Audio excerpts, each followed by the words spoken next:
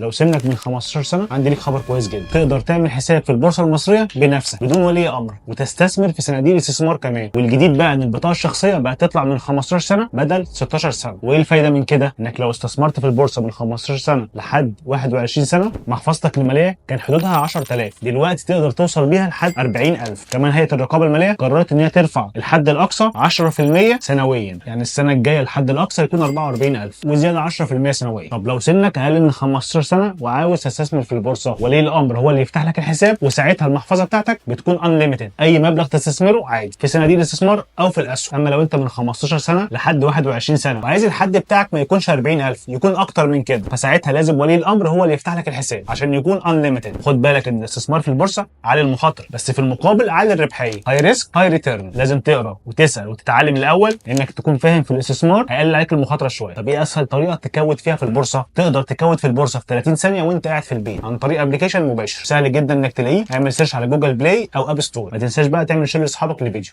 سلام.